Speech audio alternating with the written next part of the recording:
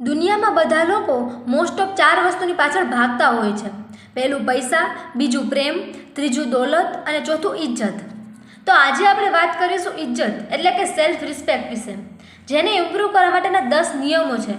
જો આ નિયમોને ફોલો કરશો તો 100% તમારી ઇજ્જતમાં વધારો થશે.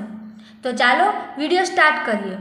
પહેલો નિયમ, જ્યારે કોઈ કંઈ બોલતું હોય ત્યારે તેની વાતને એકદમ ધ્યાનથી સાંભળવી જોઈએ અને વચ્ચે જરા પણ ન બોલવું જોઈએ.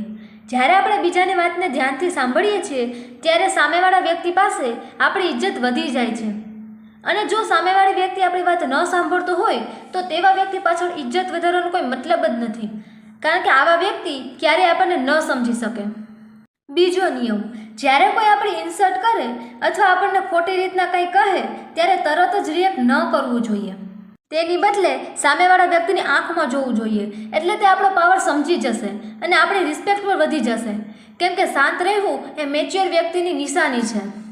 ત્રીજો નિયમ, જ્યારે તમે નર્વસ ફીલ કરો અથવા તો કોઈ વ્યક્તિ સાથે વાત કરતાં ડર લાગે ત્યારે એક વાત યાદ રાખવી કે બધા આપણી જેમ માણસ જ છે અને બીજાની જેમ આપણામાં પણ કંઈક ખાસ વાત છે.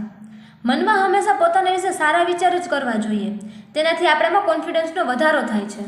ચોથો નિયમ, આરામથી બોલવું અને ધીમે બોલવું. જ્યારે આપણે કોઈ સાથે વાત કરતા હોય ત્યારે ઉતાવળ કરીને ન બોલવું જોઈએ, પરંતુ એકદમ આરામથી અને ધીમા અવાજે બોલવું જોઈએ. અને જ્યારે પણ બોલીએ ત્યારે સમજી વિચારીને જ બોલવું જોઈએ. પાંચમો નિયમ, તમારી ફિલ્ડમાં પરફેક્ટ બનો. બધા વ્યક્તિ પાસે એવી એક સ્કિલ હોય જ છે જેમાં તે આગળ વધી શકે. આપણી લાઈફમાં કોઈ એવો ગોલ નક્કી કરવો જોઈએ અને એ ગોલને અચીવ કરવા માટે મહેનત કરવી જોઈએ. કોઈ એક ફિલ્ડમાં પરફેક્ટ બનવાથી આપણે રિસ્પેક્ટમાં આપોઆપ વધારો થશે. છઠ્ઠો નિયમ, આપણામાં રહેલી વીકનેસને ક્યારેય કોઈને ન કહેવી જોઈએ. આપણે વાતોમાં બીજા વ્યક્તિને આપણામાં રહેલી કમીને કહી દેતા હોઈએ છીએ, પરંતુ સમય આવતા એ જ વ્યક્તિ આપણી વીકનેસનો ફાયદો ઉપાડતો હોય છે અને આપણી કમીનો ઉપયોગ કરીને આપણને હરાવે છે અને તેનો દુરુપયોગ કરતો હોય છે. એટલે આપણી કમીઓને ક્યારેય કોઈ સાથે શેર ન કરવી જોઈએ. સાતમો નિયમ, આપણને રિસ્પેક્ટ જોતી હોય તો બીજાને રિસ્પેક્ટ આપવી પડે. આપણે બીજાની ઇન્સલ્ટ ન કરવી જોઈએ અને લોકોને ઇજ્જત આપવી જોઈએ. તેનાથી આપણી સેલ્ફ રિસ્પેક્ટ આપોઆપ વધી જશે. આઠમો નિયમ, બધા માટે હંમેશા અવેલેબલ ન રહો. જ્યારે કોઈ વ્યક્તિ હંમેશા અવેલેબલ રહે છે ત્યારે તેની ઇજ્જત ઓછી થઈ જાય છે. લોકો એવું સમજે છે કે આ વ્યક્તિ હંમેશા ફ્રી જ હોય છે, એટલે હંમેશા બધા માટે અવેલેબલ ન રહેવું જોઈએ, જેનાથી આપણી ઇજ્જત વધી જાય છે. Don't available, be valuable. નવમો નિયમ, સાચું બોલવું અને સામે બોલવું. આપણે ઘણા લોકો એવા જોયા હશે જે સામે આપણી ખોટી તારીફ કરતા હોય અને પાછળથી આપણી બુરાઈ કરતા હોય છે. આવા લોકોથી હંમેશા દૂર રહેવું. આવા લોકોની કોઈ ઇજ્જત નથી કરતું. એટલે જો રિસ્પેક્ટ વધારવા માટે આપણે સાચું બોલવું જોઈએ અને જે હોય તે સામે બોલવું જોઈએ, પાછળથી વાતો ન કરવી જોઈએ. 10મો નિયમ, ઇમ્પ્રૂવ યોર લર્નિંગ સ્કિલ્સ.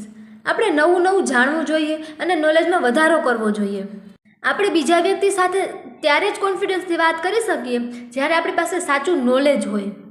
એટલે રોજ આપણે નવી બુક્સ વાંચવી જોઈએ અને નવું નોલેજ લેવું જોઈએ, જેનાથી આપણી સેલ્ફ રિસ્પેક્ટ વધશે.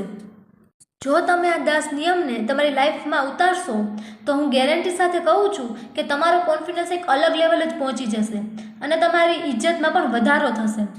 જો વિડીયો પસંદ આવ્યો હોય તો લાઇક એન્ડ શેર કરજો અને આવા જ મોટિવેશનલ વિડીયોઝ જોવા માટે મારી ચેનલને સબસ્ક્રાઈબ કરજો.